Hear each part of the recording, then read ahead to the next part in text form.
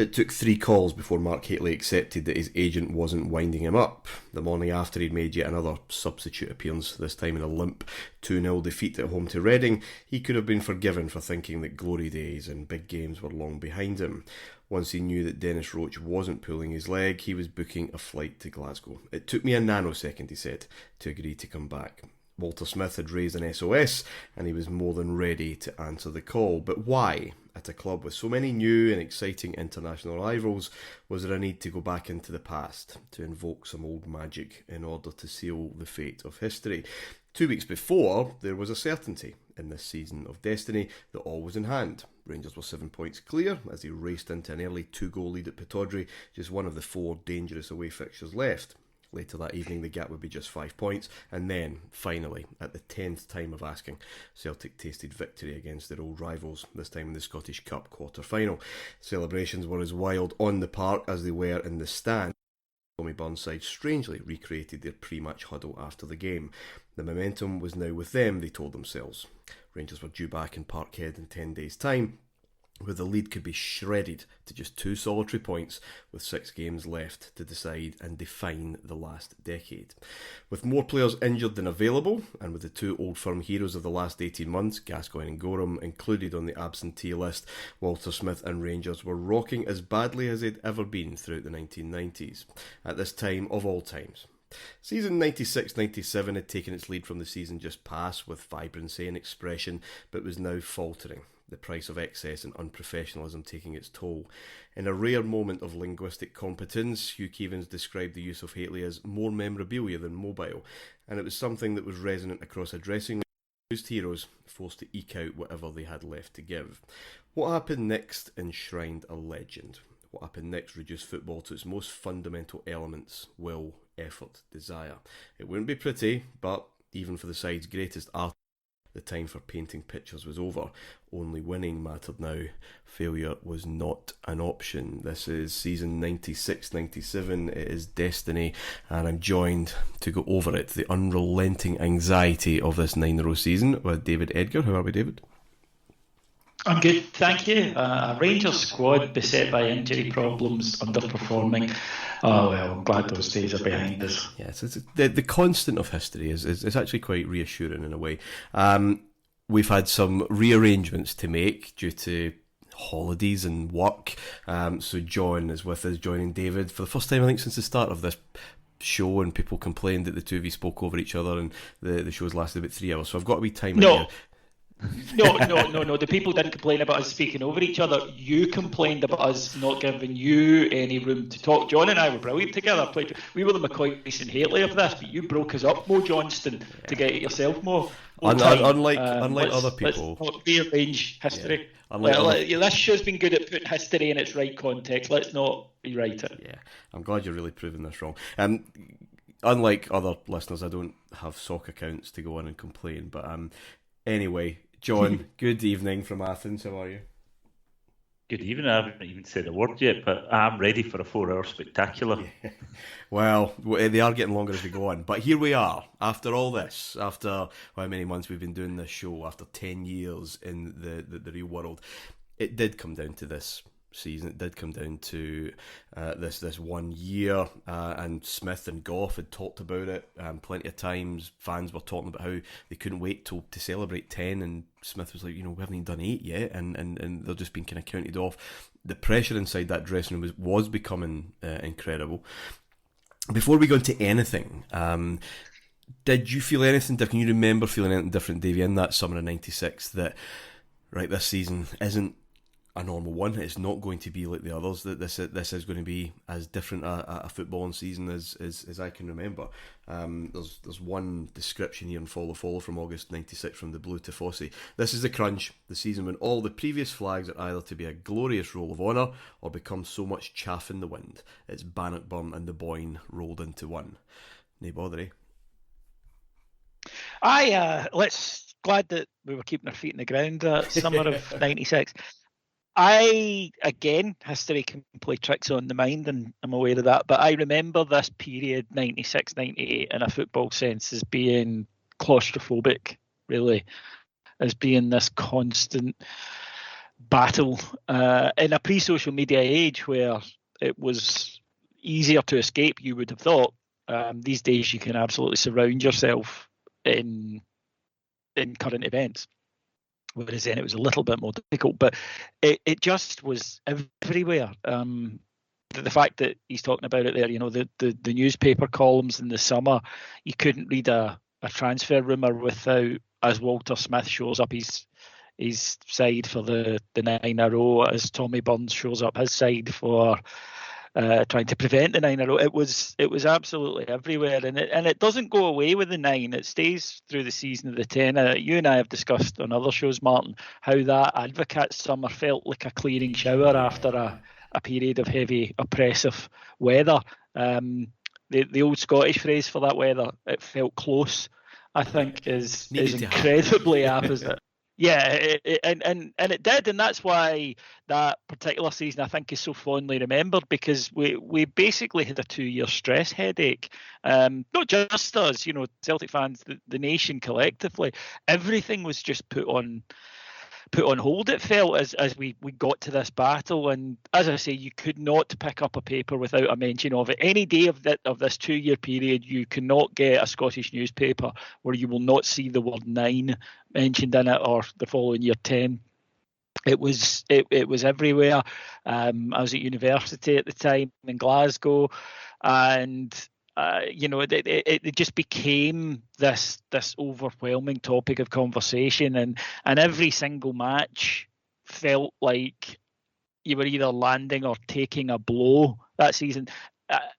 There are games in any year that come and go very quickly, and it did like this particular year, where it felt like everything had some sort of significance. And like I say, I remember it being oppressive, really, in terms of as a football fan, because we wanted it so badly that we could taste it. They wanted to prevent us doing it so badly they could taste it. And it's not a compromisable situation, is it? It's binary. Someone was going to get what they wanted and someone wasn't. John, you're not, at this moment in time, wrapped up in the west of Scotland reading those papers where, as David says, it's all the back 4, 5, 6 pages talk about. Did that impact on you? Because your whole theme throughout this thing has really been, I knew we'd win, was never been any doubt, Red Star, a team of waiters, etc., etc. Did you feel detached from that? Because that resonates with me. Claustrophobia is the word. As a, what am I, 15? And Celtic just need to turn draws into wins, just a few. If you're, replaying that 8 in a row season again, and we're in trouble. And I'll be honest, I felt a lot more confident about 10 than I did about 9, funnily enough. You had your feet up, presumably. Not quite, but in very different ways. I was in Nottingham, then I moved to London, changed jobs. First son was born, which caused some stress for the first Old Firm game, unfortunately, but generally. But there was a claustrophobia as soon as you appeared in Glasgow, as I would do regularly that season, coming up for the games, generally driving, but also flying. And you could cut it with a knife, but I had that. I guess your Advocate season, I actually had that most Mondays to Fridays, where you're going back down south and you're speaking to not normal people, but people who are acting normally and who are seeing things quite objectively. And from a distance, not just me, but everybody else sees things for what they are. Celtic can't beat us. They have an unbalanced manager who just goes off, and we have a better team. Therefore, on the balance of probability, and it doesn't always work like this, but if you're looking at it objectively, there is going to be one winner this season. But that doesn't take away from the angst of every single game. But I miss, thankfully, that nonsense being spoken about. And did any writer actually do anything more than have one regurgitated article for 1 or 2 years? 2 years, yeah. Yeah, so I miss all of that. By this point, I've really tended to stop buying Scottish papers might take Sunday Times, I think, or Sunday Telegraph, Roddy Forsyth's in it. It's a very different dynamic. And also, it's a different dynamic when we come on to talking about signings, because my perspective is completely different again from when I'm in England. When I'm in Scotland or in Glasgow, things are, you're in it because you can't switch off. As soon as the plane touches down or you drive through the city limits, you can feel it on top of you. You know, David talks about the closeness. It is right on top of you. It's there. It's in your face. Everywhere you see, everybody you meet. But once you escape from it, you do see things in a very different way. It's quite fascinating. And I think, to be honest, that it's the same now, me being in Athens. And I've always had the ability to switch things off. Like, I just don't read the papers for 3 days after a bad result, or don't go on social media. I mean, my ability to switch off is, well, my wife says legendary, but I don't think she means it. It's not a compliment now. Can I just back up something John said there about the benefit of distance, which we didn't have? He mentioned there, objectively, you're out with Scotland and you're just looking at the two squads. We were relentlessly told that Celtic were a better team than us that season. Yeah. We were relentlessly told that Celtic could be not. Yeah, exactly. See, and thank you for backing me up on this one, Mark. That was the message. That was the Scottish media line at the time, which was Celtic play open, attractive football with a sort of cavalier spirit. Rangers are basically 9 prison guards plus Laudrup and Gascoigne. And there was, Laudrup and Gascoigne are the best players. I think that was accepted. But it was pushed a great deal, and it's hard as it's getting rammed down your throat constantly to be able to step back and say, hang on a minute here, that this simply isn't true. But there was a real, I think, and I take it you agree, Martyn, but there was a real line, and I use that word advisedly, that Celtic are the footballing side, Rangers are the effective but very ugly side, which I don't believe is true. I do agree that was the line. I do agree that it wasn't true.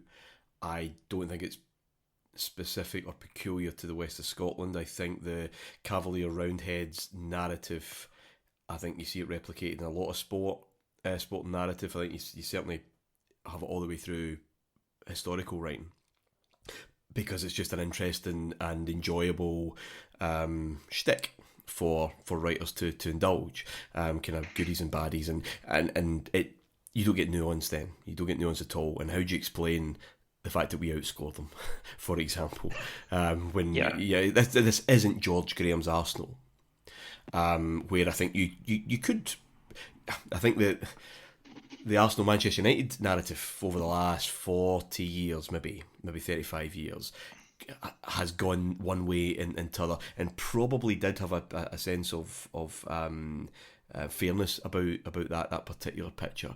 But as everything, David, there's nuance being missed. Anyway, that is the narrative. Can I just say something? And I don't know whether you two agree. I actually, whilst it impacted quite significantly on the Rangers fans' perspective in the west of Scotland, I actually enjoyed that they thought they were a better team than us. And they had these victim blankets, because it meant they were never going to take that step back, which we probably do too often, and say, hang on a minute, Gorham's better than Marshall, Petric, take your pick, Bjorklund, Goff, McLaren are better than anybody we've got at the back. They have Gascoigne, they've got Laudrup. They don't take the step back and say, hang on a minute, we're deluded here. They actually embrace it, from manager all the way. They actually believe they're a better team than us. Yeah, I think and they are victims. Yeah. And that works in our favour at this point. It does. We'll talk about Celtic a wee bit later on, but there's something that I think encapsulates that perfectly, which we will get to.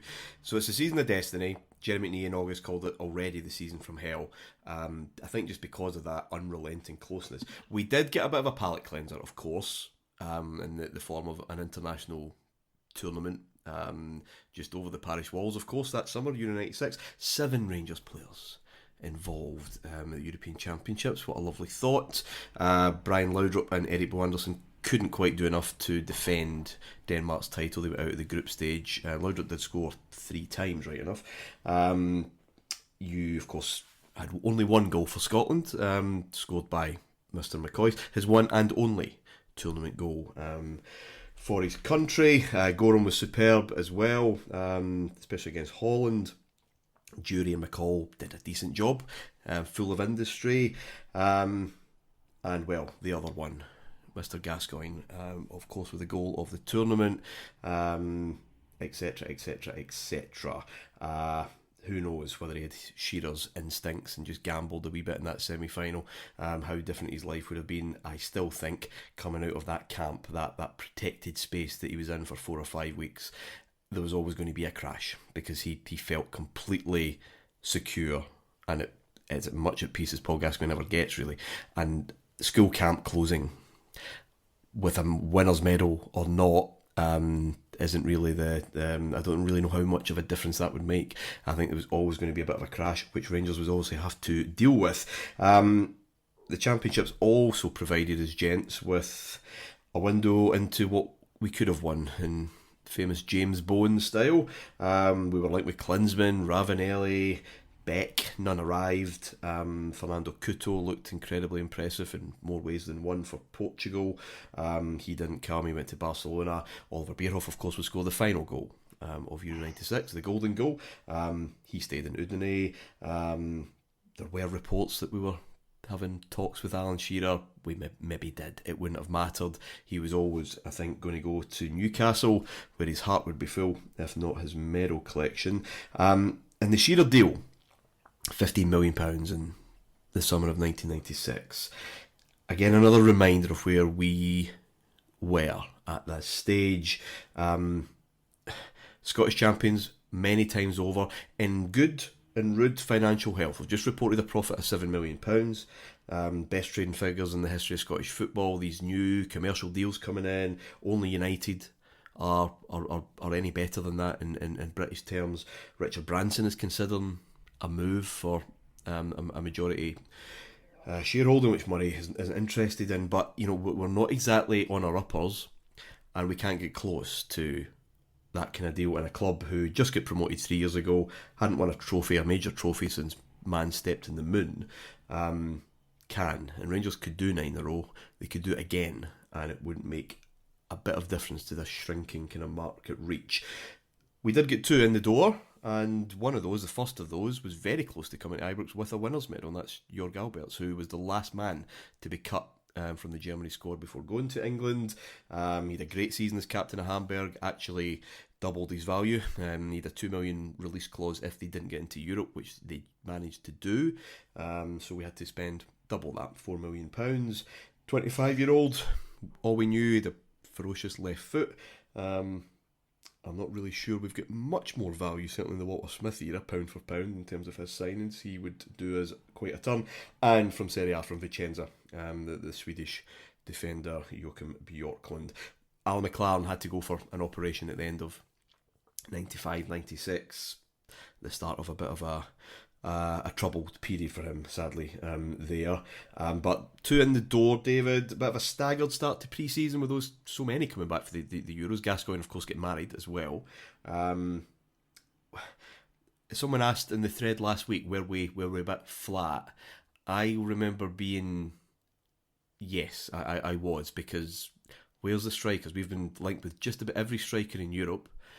Our noses are further rubbed in it, the fact that Jardel scores in Scotland, but it's for Porto in a pre-season friendly against Hearts. They never came.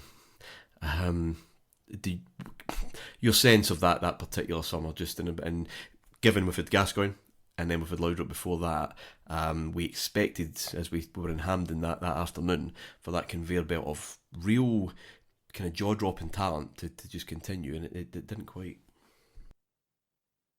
No, it didn't, and I was quite disappointed, to be honest, and not because of the level of player who did come in, but the amount, you know? Yeah. I think that sometimes football fans just like the sound of a signing, and they take to the player before he's even kicked the ball. Albertz was one of those players. I think that people just thought German midfielder, got a hard shot, Hamburg, yeah, captain, like the sound of this guy. So I was one of them. I was like, yeah, he's going to be good. Bjorklund, I had seen play for Sweden at the '94 World Cup and had taken a huge dislike to him, and I had no idea why. But, you know, good track record, and I'd seen him play in Italy. But like you, then I'm like, and the stars are coming when? And as you say, every day we're picking up a newspaper. We're being linked with real exciting talent and real top talent. And instead we bring in, you know, two good players, good track records. As you mentioned, there's someone who just about made it into that Germany squad and a staple for a very respectable Sweden team in that era, that 90s Sweden side. And Scotland seemed to play them every half an hour, so we'd always had a good look at them. But I right, that there's the potatoes and there's the green beans. Where's the steak, lads? And I think that's a very interesting summer because you touched on something there. This is a summer where Murray realises things have changed. Yeah. This one, because the previous summer he's got Paul Gascoigne deal to do. This summer Couto doesn't come, and he thought he had Couto, and Couto had basically Couto had basically strung Rangers along to get a better. His gamble was he had the Rangers offer in his pocket. Rangers really should have had it tied up before he went, or pulled it. They didn't. He gambles that he'll go and have a great tournament. He does, and Barcelona come in for him, and he goes. And you're absolutely right that I'm sure Rangers would have noted an interest in Shearer with Blackburn, and then the price comes back and it's like, right, okay, well, you know, good luck with that. And I think that this is the summer where Murray begins to think, hang on a minute here. And it's very frustrating for him because he's never been in that position before. He's never been in that position where there are a lot of clubs that he quite rightly considers beneath Rangers that are able to go out there and buy players. And can I just say, if you have ever used the phrase, folks, that I remember reading an article in 1996 about why it was outdated. If you have ever used the phrase, it's worth signing him because he'll make it back in jersey sales, that doesn't happen. If it ever did, it certainly doesn't happen anymore.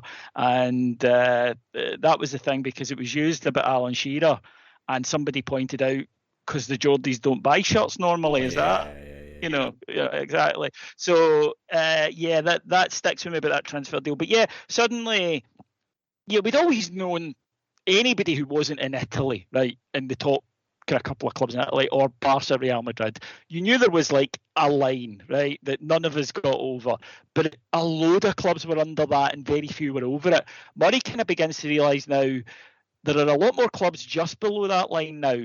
Yeah, and we're not one of them. We're another division back now, and it was a source of gnawing frustration at him. And I think that's why whenever opportunities came up to sign players over the next few seasons of huge name value, or the Flow deal, there was this determination to do it, and kind of trying to prove as much to himself as to the outside world that we were still competitors at that very highest level, when the truth was, of course, the goalposts had moved, and Newcastle were really just being, in much the same way as the Andy Cole move to Manchester United had been the harbinger of, no, things have changed now. This league has got financial power that is going to blow everyone away. And what you see then is, by about 99, 2000, the Italians try to reassert their dominance, and there's some phenomenal fees going on there. Buffon, 32 million. Cannavaro went for fortune. Who was that Argentinian? Crespo. They all go for world record. But that almost bankrupts Serie A, whereas the EPL just keeps going on and on and on. But this was, I think, his first summer. And I remember him speaking about his frustration that summer to Report in Scotland, Natch, that he...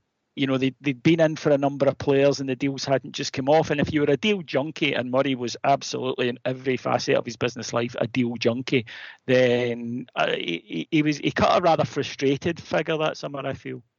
Vialli wasn't far away. I mean, that wasn't passing interest. That wasn't... Now, Celtic was passing interest. Hilariously, at the tail end of last season, Celtic suggest that they'd be keen to be in that deal as well. But they did meet. He went to London because he felt he still wanted pressure, he wanted limelight, and it was Richard Gough that was talking about, well, try being in the same club as Paul Gascoigne. And the media attention's pretty heavy, and it's going to get heavier this particular season.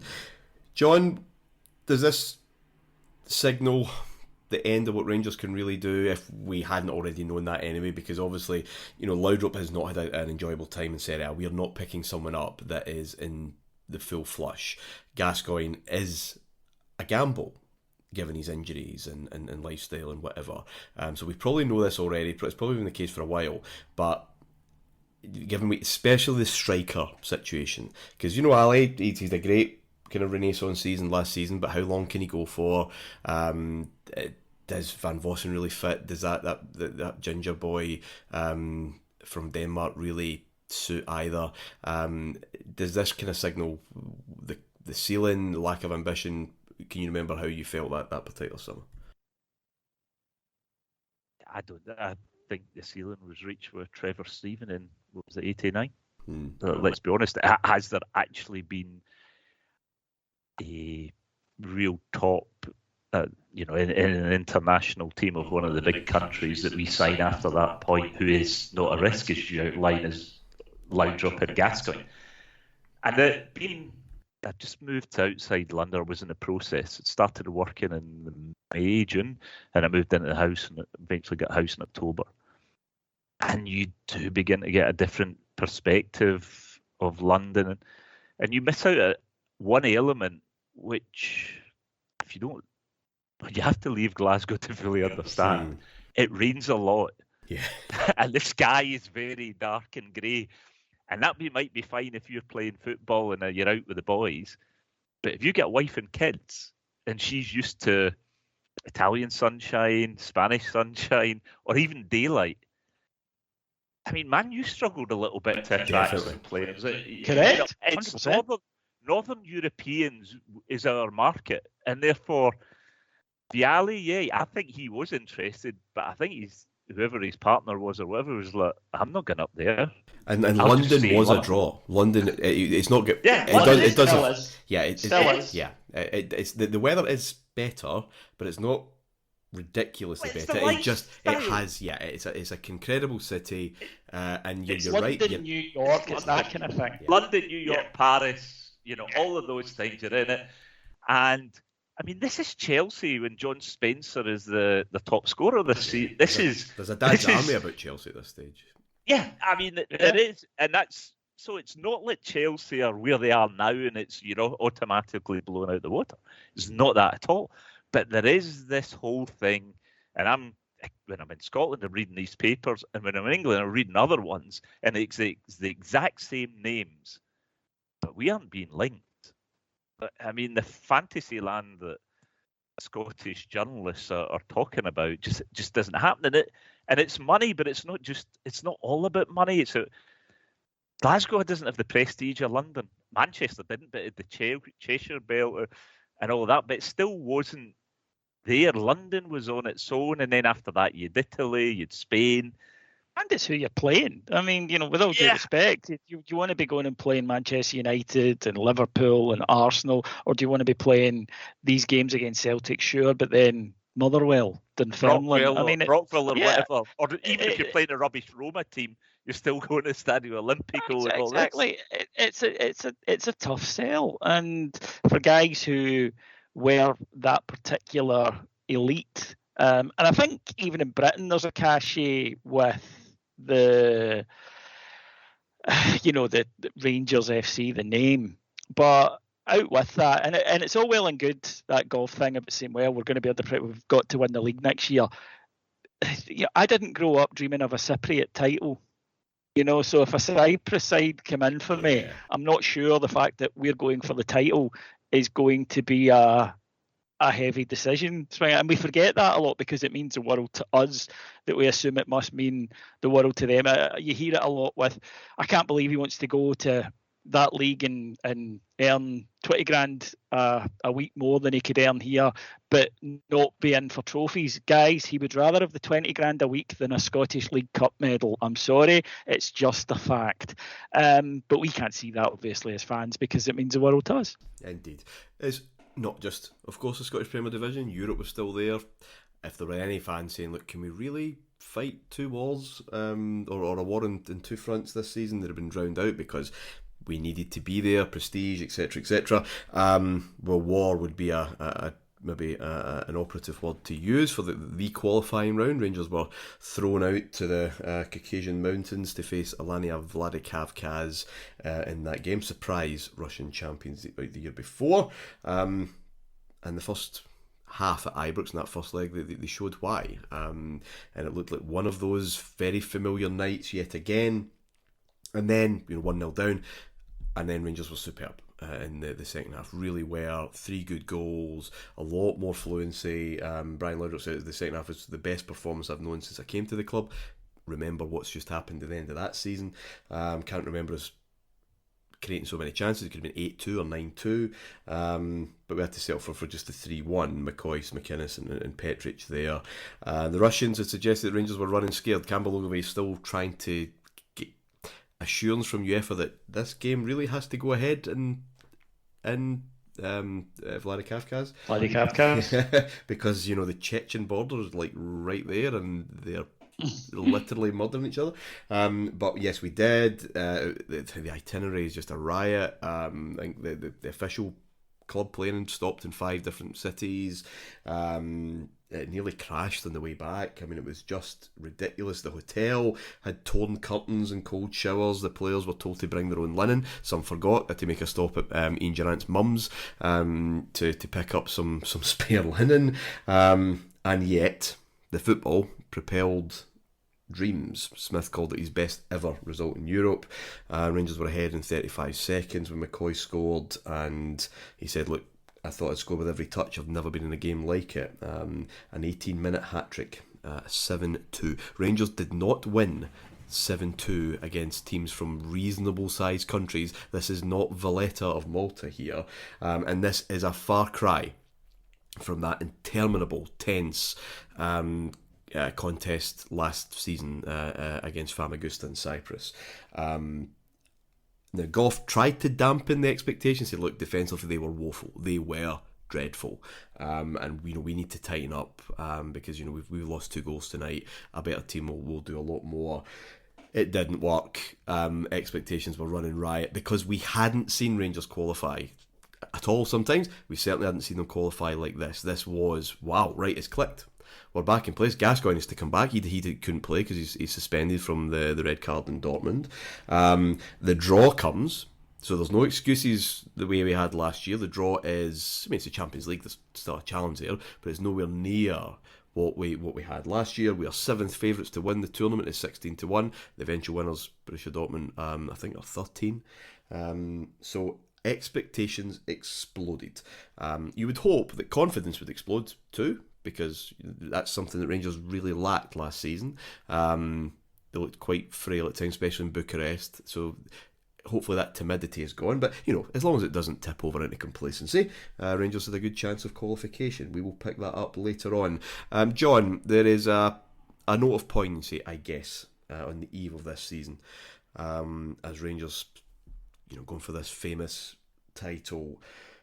The man who won it, or the last man who won it before the revolution, of course, Jock Wallace finally lost his battle with Parkinson's disease. That was on the 24th of July. The news broken to many on the BBC's Olympics coverage by a former player, Gary Lineker, who he played with at Leicester.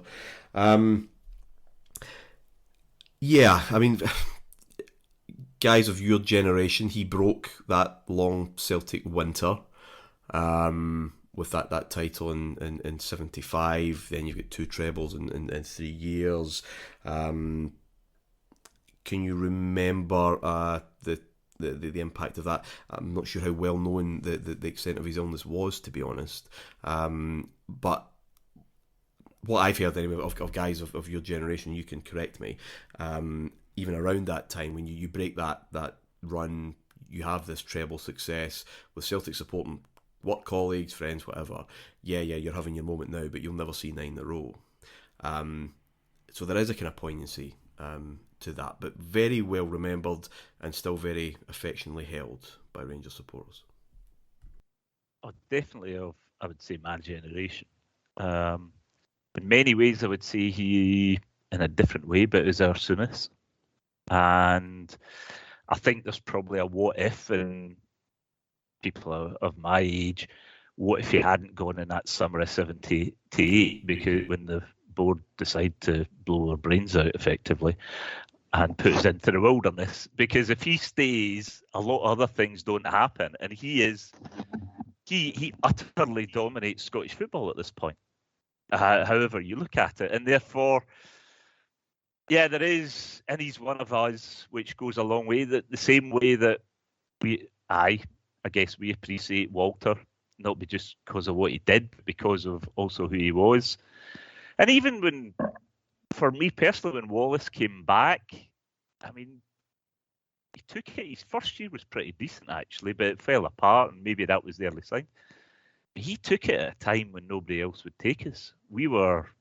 Nobody would touch us with a barge pole. Ferguson said no, McLean said no, and he gave us probably about 6-9 months of absolute magic before it unwound again. But I mean, that mid-70s team should have went on and dominated into the early 80s, because if he doesn't go, probably Waddle stays in the boardroom, Greg stays in the park, McNeil doesn't go to Celtic, which means Ferguson doesn't go to Aberdeen. It's a very different, it's not the apocalyptic world that it turns out to be. And I think there is a slight kickback from us in terms of how he was treated. Was it I think it was just when Murray took over and Hood, when he gets thrown out. Yeah. I don't know the exact thing. I don't think we ever felt he was treated that well. But it went downhill and you knew there was something. But if you grew up in that 70s, the way in which you felt about maybe guys coming up now, Gerrard's team, coming from nowhere and suddenly reaching the summit, or you guys with Souness, is that exact same feeling. And he was one of us. It was different times, He wasn't spending money. He ran a profit in the transfer market. He was at a time, we were talking last week, worked out it was nearly 3 years we went between Celtic victories and Old Firm games, from January 74 to November 77. I mean, my first 4 games at Parkhead, it was only 3 draws and a victory, but we were never behind. I was at that point wondering, what is going on? I think I went 8-10 games without seeing them beat us, first 8-10 games. It just was, and then it was wrenched away. We unravelled. He came back when he shouldn't have done and tarnished his reputation. But he did it because somebody had to take it, and he threw himself in the thing. I think the closest you could describe him was our Souness, but he was one of us. And always. And weirdly, he was liked or respected by the opposition.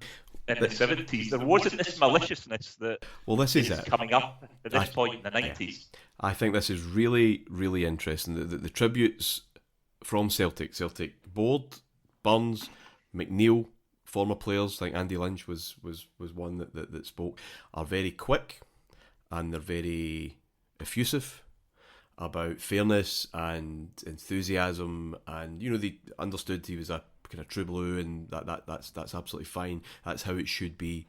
Some of the older members of the media, McPherson, McNee, again, full in their praise and talking about his kindness and encouragement and again fairness to them as media.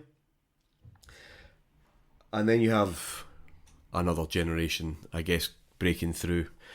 Jean Provocateur, I suppose, like Graham Spears, who writes an obituary for the Scotland Sunday, that certainly a lot of fans took to read as painting the picture of Wallace as a bigoted bully, still responsible for much of 20th century sectarianism. It's grandstanding contrarianism, perhaps. It's there to make an impact, David, there to make a mark, there to cause controversy. And one wonders about the changing of this climate, that 3 decades on, Celtic are in a bit of a pickle as to how to, commemorate Walter Smith's passing, for example, so as not to offend their own support just by, common decency and humanity. I found that distinction generationally in the media quite striking. Yeah, I mean, this is something that has changed over the last 2 decades. Certainly, this century is a good barometer of it, where that hatred, which isn't expressed at games as much as it was previously, and certainly there's nowhere near the amount of violence around football in general in Scotland. Never mind just an Old Firm match. But yeah, the it is quite sad, and it was something that you could count on back then, that both sides had the ability, as you say, to behave in a very kind of straightforward, decent human way. If someone who was an opponent passed, then you were quite, it was very much the done thing to do that. Again, I think it's a fissure that opens up with Johnston. I really do think that's the kind of start of it, when to a generation of Celtic fans who are the ones I think just we're moving away from now, the Celtic dads. I think that to them was when they were just absolutely blinded by hatred. It was just because they couldn't get back at us on the park for long enough that it became an issue. But yeah, I mean, it is sad. There's no getting away from it that you can't react the way that normal people react to a situation for fear of upsetting your own support. I think is a real tragedy, and it says a lot. I don't want to paint it, because that's one area where things are worse than they were then, but I don't want to try and get anyone who was at an Old Firm match in the 80s will know that the version now is nothing like, nowhere near. I mean, that was a negotiate your way through the flying bricks type atmosphere getting into a game, which was perfectly normal. Nobody thought anything of it. But yeah, that is definitely something now where you have, and I think, as I say, it was that kind of Johnson thing then, when that generation that affected came to age. They were the ones, that went through the kind of stuff that was written about Rangers 2000 to 2000 and, well, forever, but certainly 2000 to 2012. I was going to, where did I start there? But that was the full madness era, the kind of Ewan Graham era, the one that Spears gets caught up in, as you've just mentioned there, where it became about being vile, but so long as you were only vile to one side, then it was okay.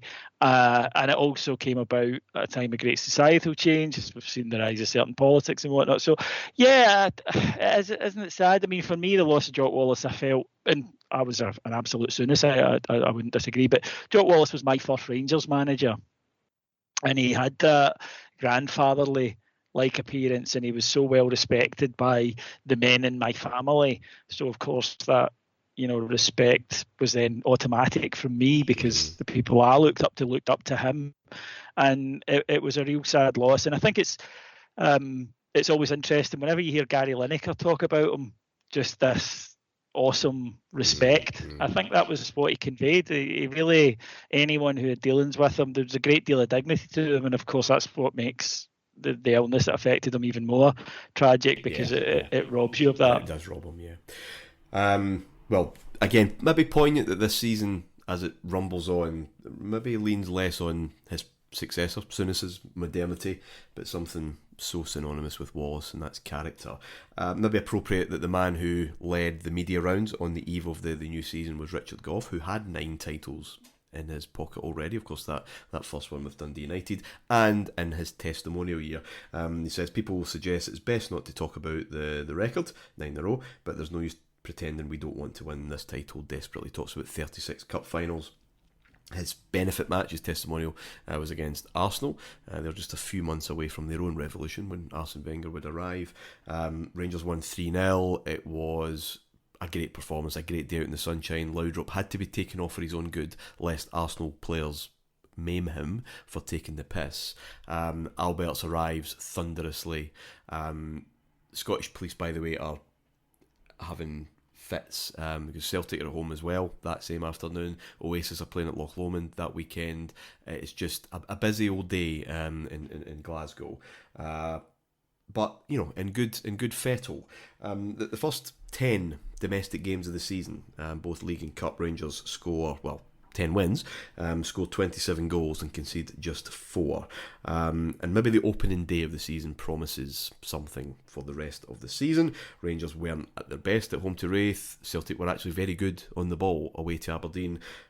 Rangers won, Celtic didn't, and you have a lead of 2 points already. It was the next week at East End Park and Fairmont that Rangers really open up the attacking valves. 1-5-2, that was just before the trip to Vladikavkaz. McCoist gets 2 hat-tricks in 4 days. Then a couple of other tense games, 1-0 home to Dundee United, 1 home to Motherwell away. Gascoigne and Gough required there. Typical goals. Gascoigne's just ownership of the ball in the box, despite how many Dundee United defenders are around him, and then Gough with a crashing header. Before the visit of Hearts, gents, where Rangers added 3 more goals to the tally. Not really remembered for the amount of Rangers goals, but for even more Hearts red cards. Pasquale Bruno, Davy Weir, Neil Poynton, Paul Ritchie all ordered off. Hearts lose the plot. Chris Robinson comes down to try and bring them in, like that Kuwaiti chap from the 82 World Cup. I don't think he's up to speed with the latest international board directive that states that play should only be abandoned when it goes down to 6. I think it used to be 7. What I found indicative here, Rangers fans complaining. Why do we ease up? Why do we ease up at 3? They wouldn't ease up at 3. And this could go to the wire, and the goal difference could be important. Gough's pleading with the referee not to send off Ritchie. I think it's the final one. They'd be ruthless. And it's the 14th of September. We're 2 points ahead. We're playing brilliantly, and there is anxiety already dripping off the pages of Follow or the hotlines or whatever else. Celtic wouldn't do this. Well, as it turned out, Celtic was face a seriously weakened Hearts team in midweek in the Coca-Cola Cup, and they lost 1-0. But that game was surreal, Davey. It was utterly from Wimbledon, surreal. yeah. I am still raging about that. Gough told the Rangers team to go easy on them when the red cards started going out of a kind of professional sympathy, which is a testament to the type of man that Richard Gough is, and it speaks fantastically of him as a man. But as a teenager who wanted to see his team win 10-0 that day, I was raging. McCoist can't help himself, remember? Yeah. Scores one. Yeah, just because he's like, no, sorry, Goughy, there's no way I'm not doing this. We should have absolutely. I think in Gough's defence, I asked him about this and he said, I was actually worried that Hearts would walk off, and then it would take months with the way that the Scottish FA worked we might be awarded the points, but we might be ordered to replay the game. You just didn't know. I just wanted the game finished and the 3 points. Get through it, get the 3. And as you say, he's saying to the ref, I just remember bursting out laughing that day at all that was going on, I'd still haven't seen anything like it. And then Robinson's down and he's trying to take the players off. The Hearts manager at the time, I think it's Jeffries, he's telling them, we can't do that. It'll be far worse for us if we take them off the park and refuse to fulfil the fixture. It'll cost us more than this game, which it would have. They would have absolutely had a points deduction had they done that. So it was surreal. It was just wild and out of control. And Hearts completely lose the plot. And I think there is almost a gentleman's agreement, for want of a better term, of Gough says, look, we'll just play this out. We won't take the piss. Don't run about, booting us to try and get players sent off and a match abandoned. But you'll never see anything like it in your puff. Not in the UK, I don't think ever again. Because referees now, when they get to 9 men, they tend to stop they tend to look for ways to keep people on the park. Is that the phrase? But occasionally back then, we had this crew of, as we've discussed a lot on this show, these kind of school teacher types who were very holy willy types that seem to be Scottish football referees. It seem to be kind of humourless people. And for those who say that school bullying doesn't leave a mark, I give you the 1990s cast of Scottish referees. You could absolutely tell, but it was just insane. I love that McCoy's goal. It's a lovely finish, but it's so alley. I'm sorry, this goes against everything I stand for, Goffey. I can't not, but of course after it you get, us, and you're right, even leaving that day, man, even leaving the ground, I saw guys foam flecked going, I can't fucking believe that got asked at the AGM, incidentally, that year. Why do we not go and beat teams 6 and 7 the way Celtic do? Another one of those classic AGM business-led questions. Yeah. But yes, that got brought up. Celtic will go on. We always stop at 4, the guy said, and it annoyed him a great deal. I like that about us. I mean, whichever era you pick on, you have to really piss us off before we decide to go for the jugular. We do get to 3 or 4, and we show respect to our opponents and say, right, that's it. Whereas Celtic are just flat tack bullies, which is why historically they ran up huge scores, but then you have the opposite side of when the small team has a chance to get them back, they used to go for it. And therefore, I mean, I was upset with Goff because of his manner. I was more upset about, and you'll laugh now because the referees were in now, but getting 4 sent off in a game, you just thought there might be a crucial game further down the line where somebody catches the ball, in the box and you don't get a penalty or a red card because referees are scared because referees are just scared of the backlash about a ref couldn't do it now. A ref could not do that. Now, I remember a game under Gerrard where we got 4 penalties against St Mirren. I'm sure you both recall. Yeah. And when the third one, I was going, don't, because I knew what it would be. The game was won, and it's like, oh, just don't, because we'll never hear the end of this.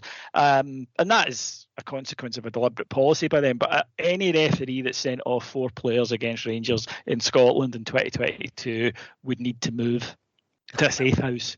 It really is that simple. Rangers were Celtic, as I said, they went to Tynecastle in the League Cup, they lost 1-0. Rangers at the other side of Edinburgh, Ibrox swept them aside 4-0 that midweek before getting into their first sticky spell, or certainly first domestic challenge, being 1-0 down at Rugby Park, before really sharpening up for the final 23 minutes. 2 goals each from Gascoigne and Van Vossen. Each of their second goal were just brilliant. And Gascoigne just doing this thing now all the time where he just waltzes past people as if they're not there before just passing it into the corner. Peter Van Vossen's goal, the 4th on the day, his second, is a brilliant goal. I was at Rugby Park that day behind that goal. It's supervision, execution, the range, the angle is sensational. He would have a lot more trouble from a lot closer in further down the season, but that is still to come, because on the 28th of September, Ibrox played host to the first Old Firm game in a season where their head-to-heads were going to be more important than ever before.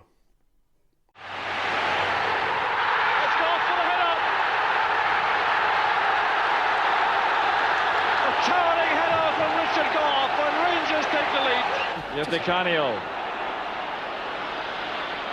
Now Mike Namara, chance here for Celtic. John Hughes is there. It's off the crossbar. The Celtic players can't believe it. Gascoigne might punish them now on the counter-attack. Celtic are fit in the back.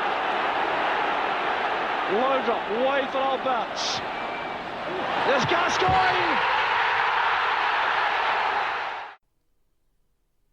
Right, boys, Celtic. They spent nearly as much as us that summer. Rangers spent just over 6 million. They spent just over 5. And Alan Stubbs, they spent money wisely, I think. They needed a quality centre half, and he was a big prospect in England. Rangers were linked with him a couple of seasons before. That made sense.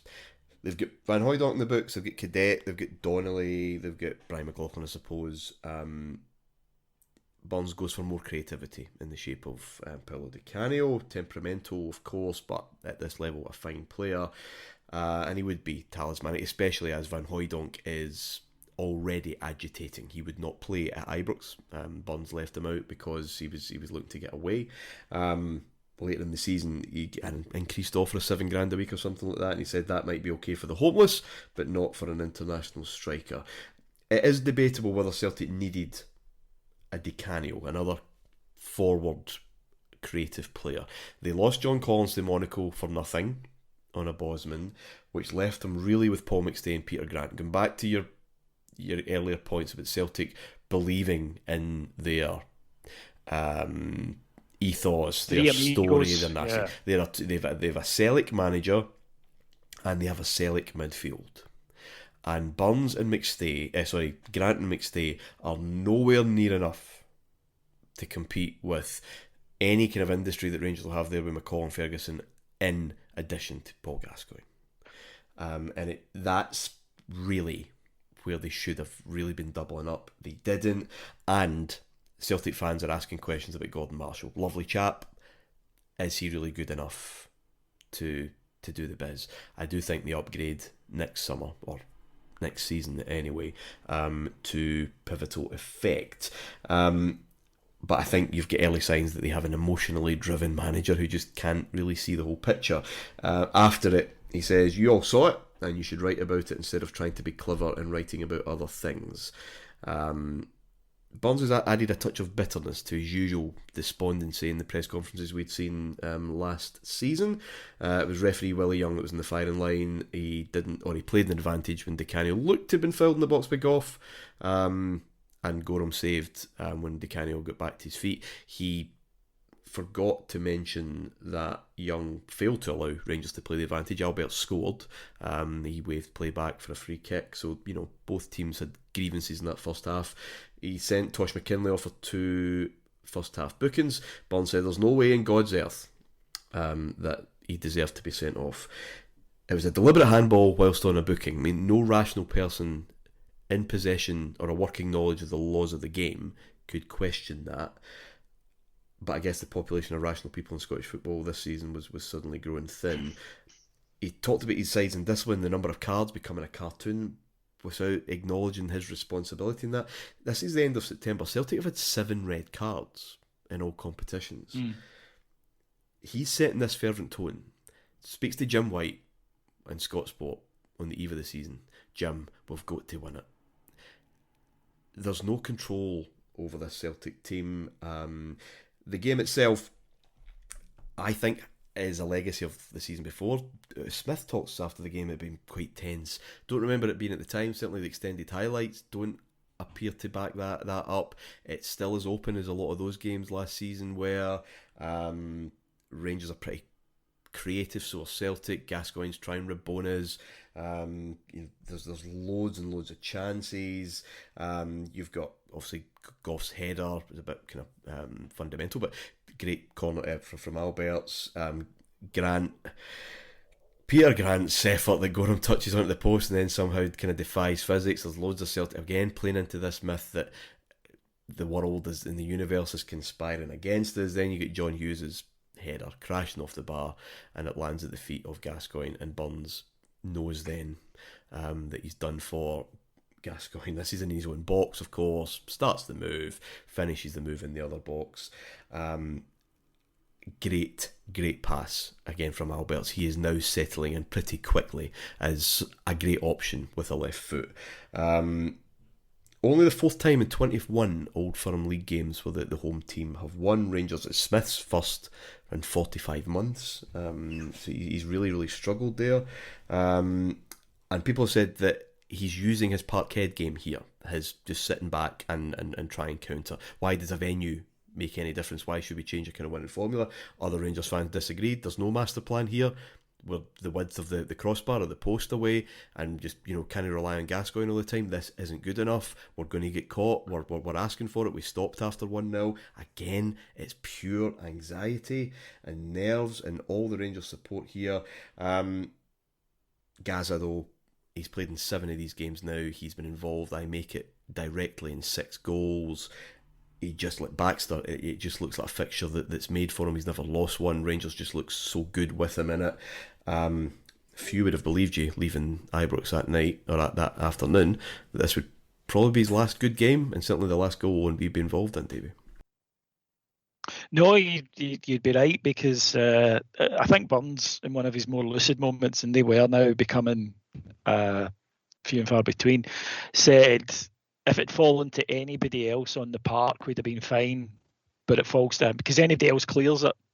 But it's standard. I was screaming at him just to hoof it, but anybody else clears it, he doesn't. Of course, he thinks, what can I make happen? Plays that. That's the best 1-2 you'll ever see, by the way. Just that, him and Albert's absolutely magnificent. Yeah, look, Burns had that, and it was acknowledged by, I remember Stubbs the year after the next one, where he said, with Tommy, I felt that he couldn't see the wood for the trees. Sometimes it was, we've got to beat them.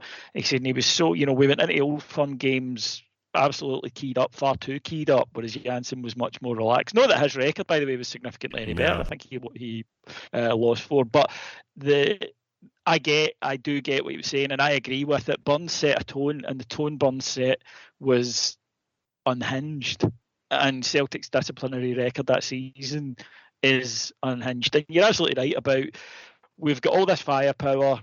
We've now added more, and Di Canio was a super football player and way too good for the SPL as it was. In fact, it wasn't the SPL at the time. Scottish Premier League, Scottish Premier Division, yes. SPD though sounds like we're going back to the 1920s in Germany, so I'll stick to the Premier League. And and again, but it's that childish streak that Tommy Burns had. I've got all these good attackers, so who cares about the defence in the midfield? Well, we do, and because we've got a much better defence and midfield than you, more often than not over the course of a season that will play out. And also because Celtic are putting all they have into these games, and by that I don't mean Rangers aren't. Clearly they are, but Rangers are much better at managing the taps, whereas Celtic's emotional investment in each of the Old Firm matches is costly for them. It leaves them short in other weeks and other matches. You're absolutely correct about the decisions in that match. The Di Canio one's a penalty. He catches him. It was a penalty. Equally, the advantage. Willie Young was a bad referee. He just was, and he proved it against us a few times. But we should have had the Alberts goal. But of course, in Celtic mythology, that doesn't count. If it happens against us, it's bad. If it happens for us, we ignore it. The 2 Rangers goals, they are magnificent. One is a corner, you're correct, but what a ball in from Alberts and Goff. I actually remember I was at 20 yards away. I mean, it's he meets it flat. I was going to say, I'm at the other end of the ground, right? I'm down towards the Broomlin in the Govan stand. You heard it. You heard the noise his head made smashing off that football, and it just soars into the net. And then the second goal, an absolute peach. A blonde Gaza again, because Rangers had told him to, because we had all these T-shirts with a blonde Paul Gascoigne on them that he got told, dye your hair blonde so we can get these shifted. So, they're a team player as their Gaza. And you're right, at this point, he's just untouchable, but everything that's going on with him will catch him up over the next couple of months. And you can outrun stuff like that for a while, but eventually it will catch you up. And when it catches you, it brings you down. But at that point, I do get, incidentally, see the whole... I think that the whole... Now, Walter's overall tactical plan of we will allow them to have the ball and hitting the break is fine. Right, and it's the right one. But I do think that we can tend to rhapsodise a bit much games in which they outplayed us and then go, haha, but we won. Having a tremendous goalkeeper is brilliant, but you can't rely on it. We are a lick of a paint twice that day going behind. And again, you have to remember in the second half, we are up against 10 men. Yeah. And therefore, had Celtic got the point that they did if you're being a neutral, deserve on the balance of play in that second half. It's a very, very bad result for us. However, equally, you can set the team up perfectly, get everything like, I can agree with it all pre-match. If you don't get the result, I'm in a big fat huff. So give me the fact that we'll concede some chances, but this team, for playing the way that it wants to, and I agree, it gives up too many 100% chances, as Dick Advocat would put it. And yes, we've got this great goalkeeper, but Celtic, had they pinched a point that day, and it wouldn't have been pinching it, because second half they went for it, and Rangers were just trying to play out games at times. I felt a little bit, and I can totally understand. I felt that it will catch us at one point. Luckily, it doesn't.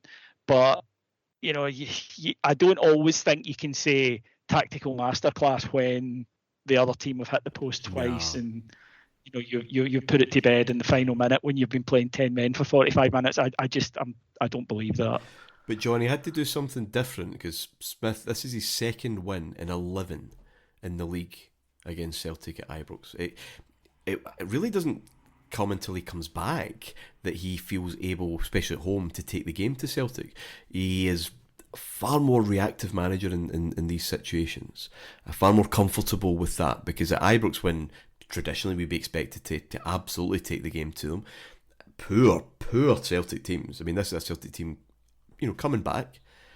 We're losing, or we're drawing, and we're timid, and we don't really know what to do. So I can understand why he's going back and say, well, this was at Parkhead, what's at Hampden? Why can't it work at Ibrox? I don't really buy into the theory about it working at Ibrox. Maybe there was a plan, I don't think so. I mean, reminds me, we discussed, was it last week, 2 weeks ago, the previous Old Firm game at Ibrox, where it's 1 each and Hughes scores late on, and then we go up the park and create 2 or 3 chances. Yeah, we were good that day. I'm not convinced the way this Rangers team is, and it does catch us up later, not this season, that if they'd equalised, unless it was in the last minute, we wouldn't have ran up the park and scored again and switched it on. But because it's stopping there was at 1-0. That difference. Yeah, but I think what a lot of the fans had... we did that all the time. Yeah. And we never did. And the other thing you've got to say is, Walter's record at Parkhead is probably the best of any Old Firm manager ever. Yeah. And I'm including them. I mean, but everybody says, look, there's a master plan. You go to his first games at Parkhead, Hateley scores a double, 3-1, 4-2, and we're 2 up in 3 minutes. I mean, the early days before they redeveloped the stadium, the master plan of, we'll take the ball, is only really when Burns comes back, because before then, even at Hampden, we beat them, was it 3-1? Loudrup with Neil sliding at the net. There is this amnesia about the first 2 or 3 seasons where we aren't good at Ibrox, but we are phenomenal there, and we are giving them hammerings, the like of which, until Water comes back. You can score a lot of goals. Simon. You can score a few goals, be clinical, exploit space, and still be counter-attacking. This is not... Liverpool do it as well, don't they? And everybody praises it. But, I mean, I would go back to the early days of Walter with Hateley and McCoy and rampant. They weren't that good. I don't know how they managed to do what they did at Ibrox. I think we just switched off and were overconfident. I have no idea how they get that run of results. Yeah, they were more up for it because they knew they couldn't. They knew they couldn't win the league, and they weren't going to win the league. So they put everything into that. And if you look at Celtic results after wins at Ibrox in that period that you're discussing, look at the next 4 matches after it. See if Celtic ever take more than 7 from those, I'd be stunned. Right? They would then go right back into it. So I understand it, and our lads aren't as up for it because you can't pretend it means a lot. They're going to win the league. We know we're going to win the league. They're going nuts. Our team didn't do that, but I just think in this particular one, and there'll be a couple of others, that there are matches where it was a tactical masterclass, and there are matches where we just didn't play particularly well. And I'd have that one is that I think when they go down to 10 men, the team relaxes a wee bit and thinks... Especially when we go ahead.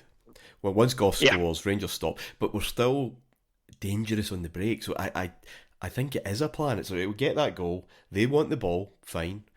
I'll back this defence, especially the new setup, to soak it up. And Albert's delivery, having this, I think makes that decision work as well. Gascoigne's Rabona. People forget McCall has that backwards header in the first half from that loud rope free kick where he just flicks the ball over the wall from a standing start.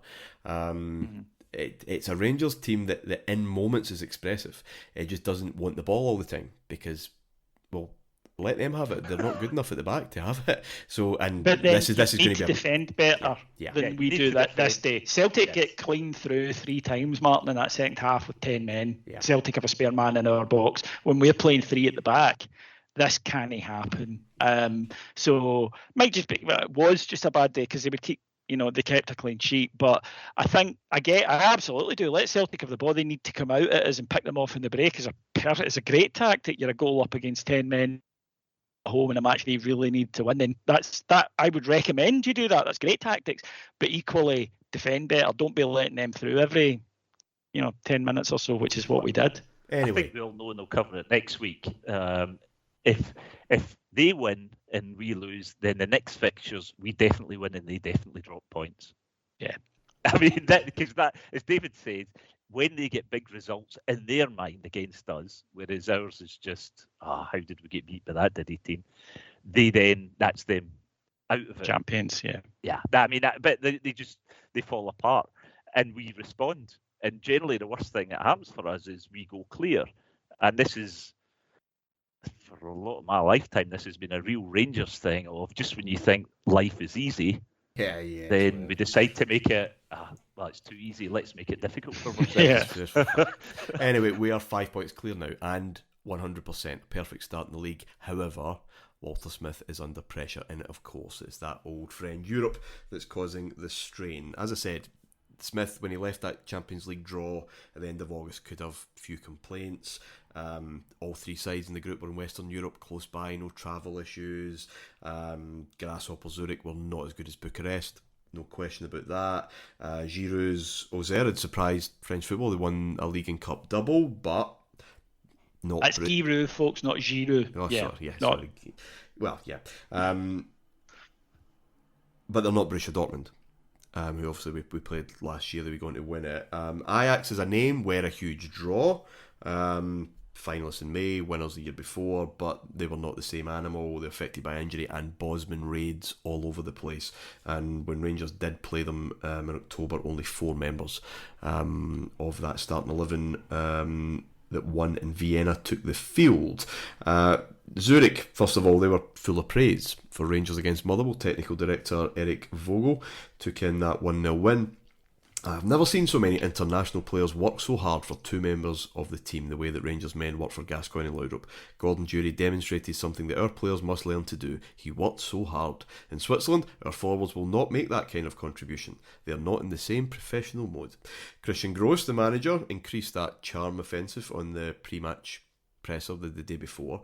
They are the team who must be favourites in this group. It's a very interesting group, but I believe Rangers want to do so much better than they did last season, and with the Scottish attitude, that makes them dangerous. I've looked at Rangers and I see Gorham, who's outstanding, Gough, who's a leader, McCall, who works so hard, and then there are Gascoigne and Laudrup. We are not just playing the Scottish team, this is an international team.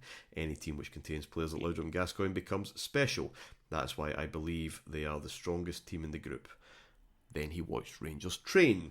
I saw Rangers training at the stadium and left that session convinced they'd come here for a holiday, he said after the match. Rangers players on their second circuit, early, obviously, in that pre-match warm-up, or day before warm-up. Gascoigne spotted his old adversary, Jerry McNee, having a wee look at the commentary position the night before. McNee's a fat bastard, sit down fatty, came the cry. Now, Smith had talked up Grasshoppers the challenge in terms of set pieces, but this Rangers side, I think ego is fueled by that Russian expedition that were just nowhere near sharp enough. Smith could possibly be criticised himself for getting a wee bit carried away with what worked in the Caucasus. He chose to start Gascoigne, obviously suspended for those games, still maybe rediscovering fitness. Laudrup, Alberts, McCoist and Jury for an opening night in the Champions League away from home. Maybe sacrificing one of those forwards for McInnes or Moore in midfield. Playing Laudrup just in that supporting role behind either Jury or McCoist might have been better in hindsight, but Smith also conscious of confidence and just wanting to really strike while the iron's hot, I guess. Why hinder that? Well, that balance is fine level at this level, I guess. It's the first time I've experienced this in football, a situation where so many good players are off form at the same time, Smith said. Stuart McCall reflected years later, I think we're just too overconfident, which was not like us. We just thought we'd had to turn up and get the points. Some of those failures, those old memories. Davy came rushing back early on. Gorham's made 2 early saves. They've hit the bar. Rangers is 60% possession over the course of the game, but they looked kind of ponderous with it. Albert's only real threat, I think. Laudrup's left isolated. Gascoigne heavily marked. 2 Swiss players of Turkish descent, Murat Yakin and Turkelmaz, of course, who had starred at Euro 96 as well. They headed in easily. The first and third goals from corner, Turkelmaz curling in a middle one from the free kick. It was a disaster.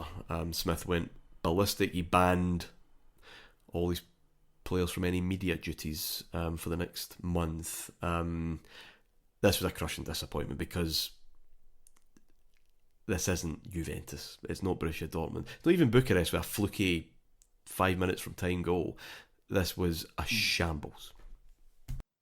To be fair, Bucharest played as half a part that night. Gorham is amazing over there, but I take your point.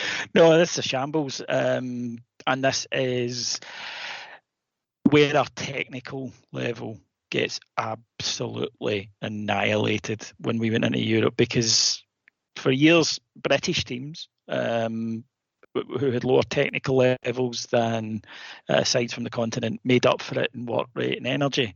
Well, this Rangers team looks as though it's half asleep. So then it comes down to your technique, and Rangers give the ball away constantly in bad positions as well. There's one really telling moment in this match when Laudrup is standing at a throw-in and there are 3 Grasshopper players around him, and he points to where the throw-in should go because, don't throw it to me. I have 3 players on me. And Cleland, I think it is, just throws it to him because that's what he does. It's by rote. Yeah. That lack of thought, that lack of footballing intelligence, added to a fairly somnambulant performance, added to, as I say, these unforced errors that you cannot make in Europe because you get punished, because these teams are all very, very decent with the ball at their feet. You have to be better in possession at any level of football than Rangers are this night, incidentally. You have to be better in possession. You can't continually turn over the ball in your defensive areas because you will be under pressure. But I mentioned the other defence against Celtic I thought was a little bit shambolic. Well, 2 goals from set pieces tonight is just unforgivable. This is a howler. Rangers are pathetic. And as I say, that for me, that moment summed it up, which is I will not do any thinking for myself.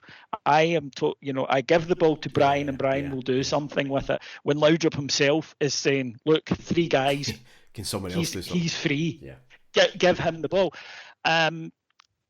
It was like watching, the old Men Against Boys. This was like watching a group of guys that just, at fives that chased the ball against a side that knew what they were doing. It was humiliating because it was 3 going on 5 or 6, by the way. You mentioned Gorham, a couple of stops, they hit the bar. Rangers were absolutely destroyed. And again, when you look at the money spent on that side, to lose is one thing, but to play in such an amateurish fashion, and it's amateurish. That Rangers team did not look coached.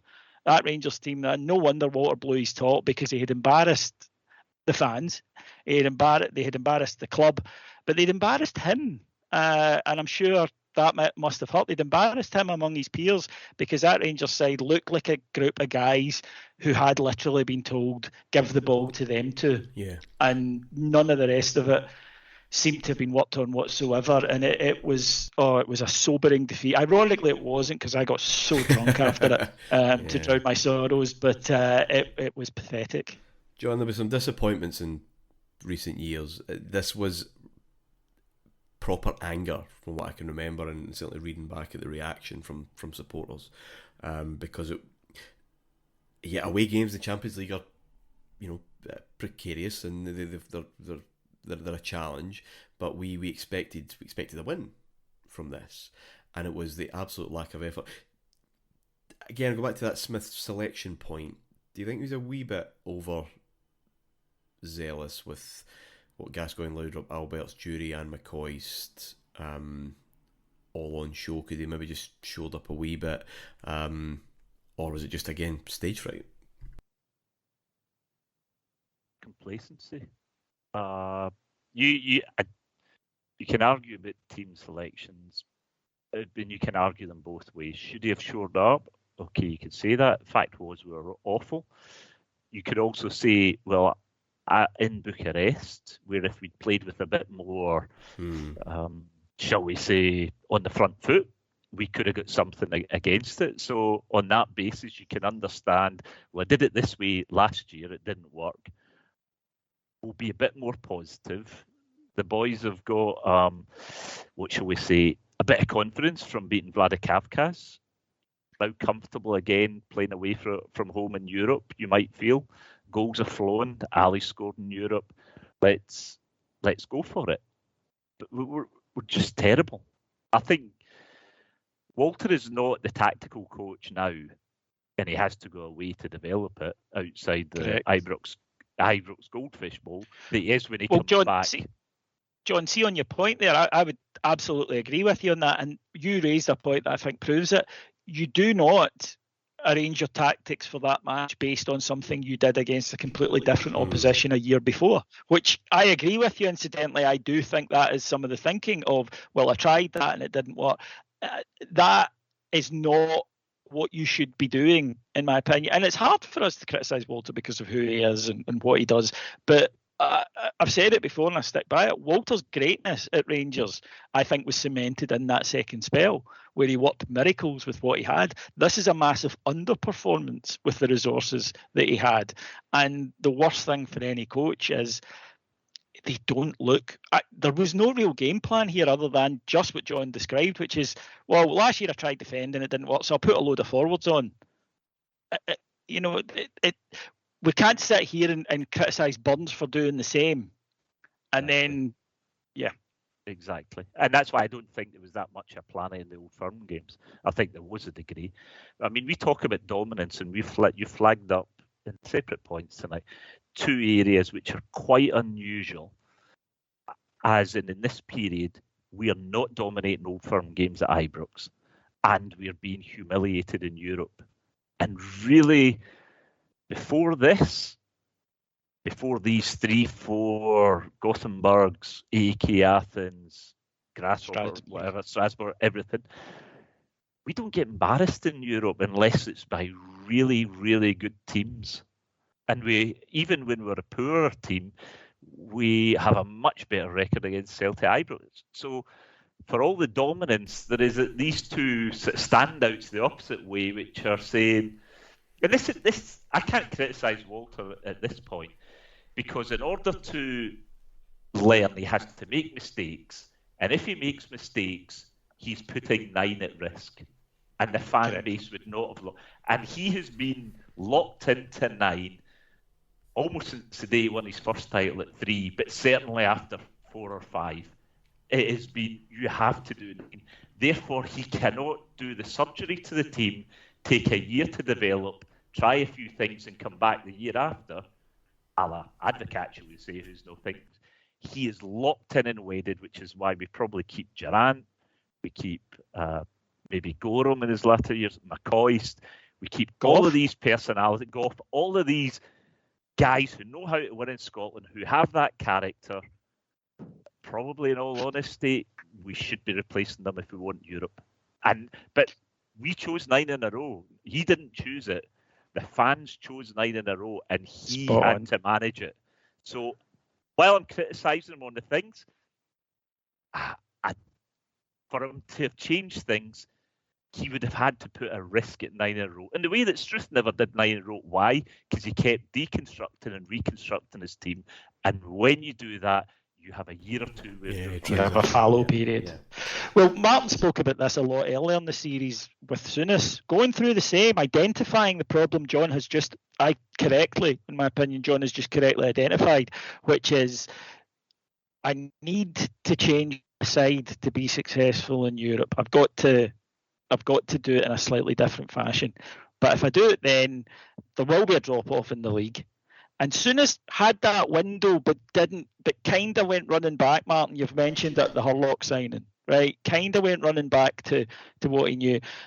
And that's because at Rangers, we value the league title above everything else. That's a fact. It just is, right? And in terms of the humiliation point, incidentally, I was more humiliated by Grasshoppers than I felt by Juventus. Yes, because I just thought Juventus were much better than us. They were, and I just believed that they're a special side. We're miles off it. I wish we'd laid a glove on them, but they're brilliant. I couldn't do that with Grasshoppers, for Christ's sake. They weren't going to be reaching 3 Champions League finals in a row.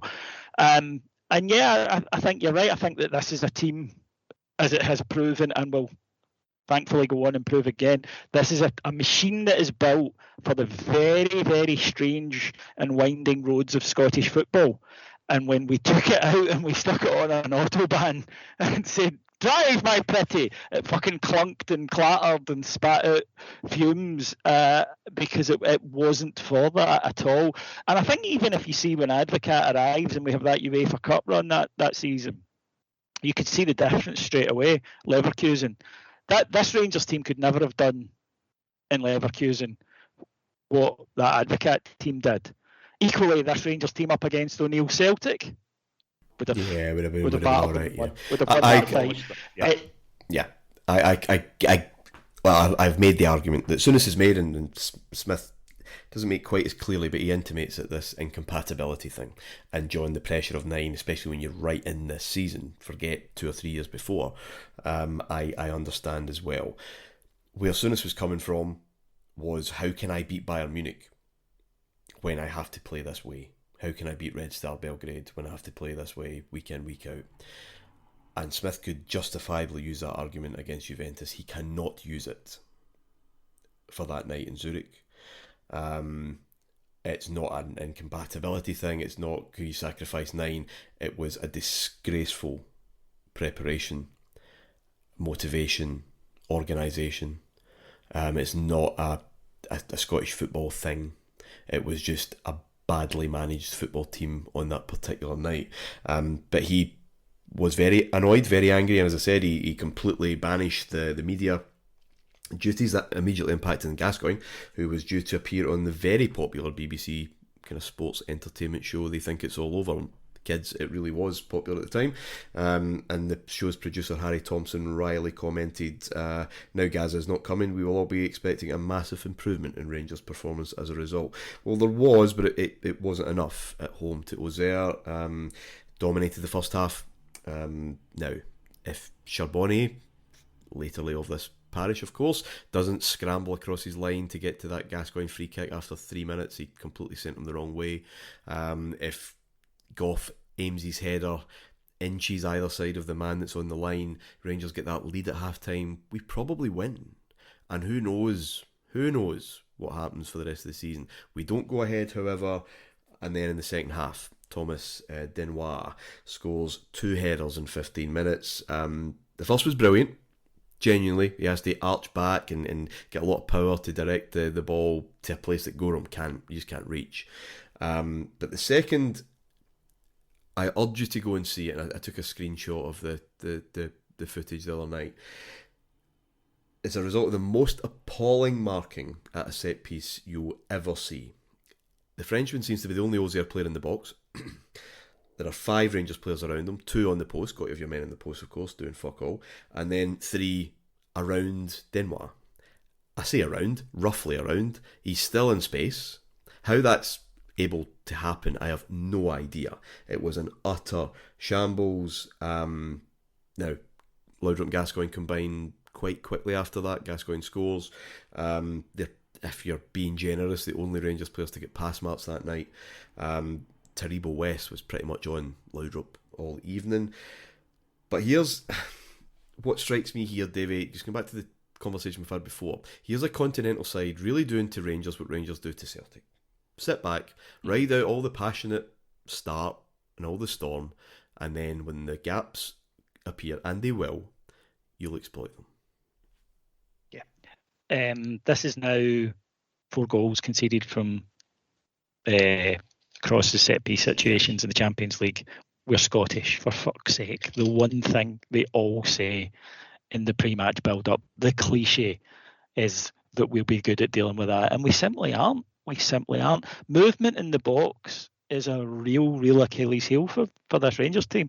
And you spoke there, and I was going to let it slide about men on the post. When you defend as badly as we do at set pieces, you need to have men on the post because you've got to try and reduce. Yeah, well, you could actually just string 10 across the line because genuinely, this Rangers team, and this is why when people hark back to the glory days of man for man and versus zonal, there's no such thing. All teams now, and round about then in Europe, not us, started going to a mix of both. And that meant things like blocking happened in the continent years before it happened over here. And you see this year, they can't believe that. How come nobody's just standing in front of me holding me off? They're letting me have a run at that. And they could not believe the space, a Scottish team of all things, and that's because they were playing these newfangled.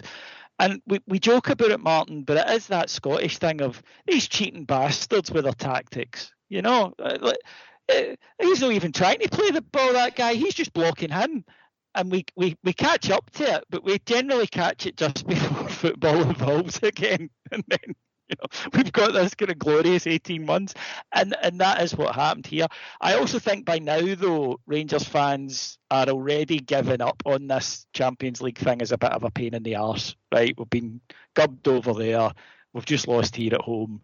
But we need to win the league. I remember sitting in the stadium. I don't know if it was Auxerre or the Ajax game, to be honest, but the old bloke next to us said, I don't give a fuck about this, which is an odd thing to say when you're sitting just about to take in a game.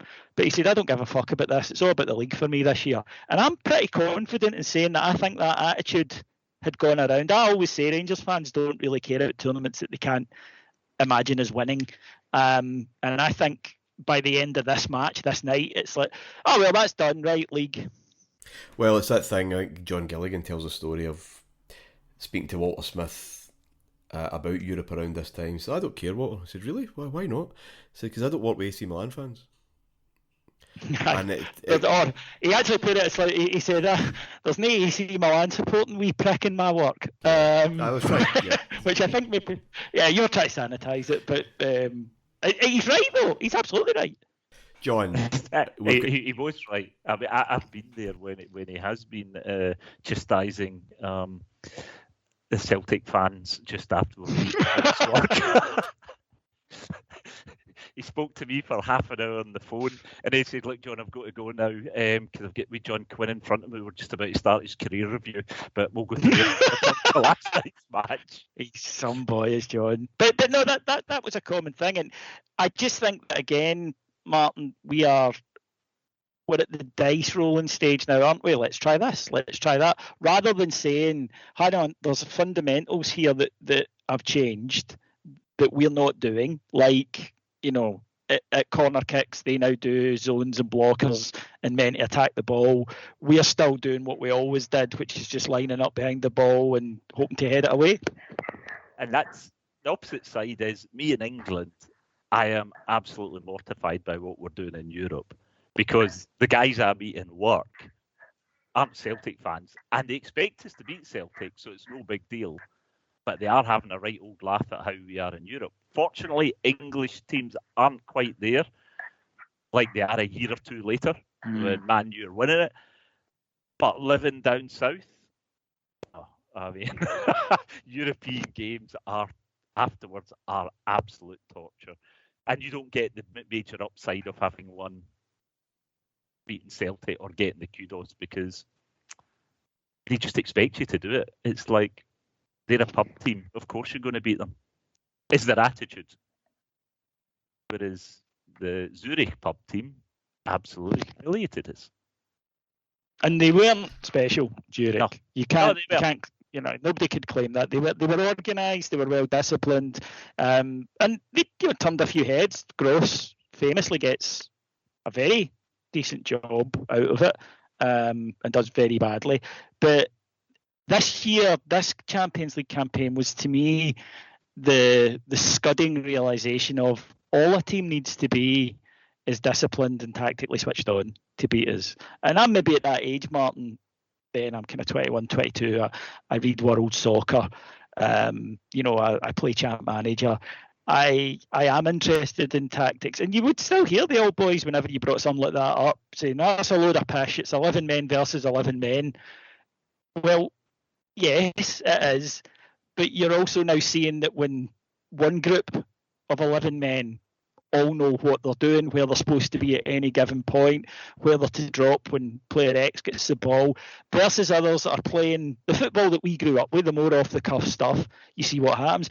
And then you transfer that further when Rangers play Celtic, and Celtic play like a bunch of children that just hair on after the ball, and Rangers are a bit more possessed of their senses in those matches. You see the difference there as well. It was just this really perfect Venn diagram moment of eras clashing and circumstances clashing to combine to leave us kind of going into Europe a wee bit naked. Yeah, well, the double header with Ajax still to come. By match day 2, it's pretty much over. Again, crushing disappointment there. The ticket price thing's still there. Murray still not got it right. I think only 37,000 at the Auxerre game. This is when he comes out with the Diana Ross thing. This is what you'd pay for a Diana Ross concert. Some fans saying, yeah, but even Diana Ross's biggest fans tend not to want to hear Endless Love live a dozen times a year, so it doesn't really quite work like that. But there is no mitigation for Smith this time. It's failure to prepare, attitude, approach rather than the opposition, injuries or a break of the ball. This wider reaction was familiar. It's not just Rangers. Celtic have been scuttled by Hamburg. Aberdeen have drawn with Barry Town of Wales. So there's a bit of a lamenting about the death of the Scottish side who could be tough and aggressive against the continental style for 90 minutes. That's what people are lamenting. Where's it going? Why is this not effective anymore? A bit confused because they blame the wear and tear of the Scottish game for that, and they're not able to do it all the time. There is a fairer point, which is the preoccupation with 9. One writer says, they remain locked in an outdated combat, in a struggle which means less and less to the outside world and which dissipates the energies which should be used in Europe instead of the domestic environment. Some suggest importing foreign coaches. Well, there's quite a fair bit of agreement there. If you get foreign players, why not have coaches that are on their wavelength? But others say no. This won't work, and it will further dilute these British qualities, what used to make us great. There's just a fundamental incompatibility. One writer in the Herald warned, and in Frenchman Arsene Wenger will discover that when he arrives at Arsenal. Well, he would before revolutionise it entirely. Probably suggesting that the traditional attributes were still there, hadn't changed, just were far, far less effective than they once were in an increasingly professionalised game. Gents, we'll leave it there. There's plenty still to come, but thank you very much, David. Oh, what better way to spend my birthday than talking about the 90s, which, let's face it, is kind of when I stopped growing as a human. Thank you for doing that. It really is appreciated. And John, thank you very much. Thank you very much. Well, I stopped growing in the 70s emotionally, so yeah, nice to talk about Big Jock. But thank you. Oh, it's all my pleasure. But this point about the Scottish game or the British culture was made abundantly clear the following week when Channel 4 aired their documentary Gaz is Coming Home. The traditional British dressing room culture was still very much at place at Ibrox. The extent of the excess at Ibrox was laid bare, as were the contradictions given to Gascoigne and others from the top. Smith dropped him because of his drinking, but the player also said that he was told, if you do the business for me, you can drink as much as you like. Airing after the Champions League defeats was one thing, but there were numerous stories from the start of this season alone that added to a perception of unprofessionalism. In August, 3 Rangers players were in court. Charlie Miller had been charged with assault following a disturbance in a Bridge of Weir pub in March, whilst Ali McCoy and John Brown were both found to be driving with having consumed twice the alcohol limit. McCoist, who in the late 80s had been a star of a drink driving awareness rap campaign, blamed the strength of those 5 foreign beers that he'd enjoyed after the Arsenal friendly being a lot stronger than he was used to, especially on an empty stomach. He was banned for 15 months and fined $2,500, one of the highest in Scotland at the time. So fan anxiety about what was at stake this season was not helped by what some consider to be a dressing room which was losing its discipline, and there was no question as to who the biggest concern was. Many still gave Paul Gascoigne a free pass, such was the ingrained presence of alcohol in British life and his consistency of individual performance. What happened next, however, challenged that natural protection as Gascoigne's life and career began to spiral out of control. Until next time, bye for now.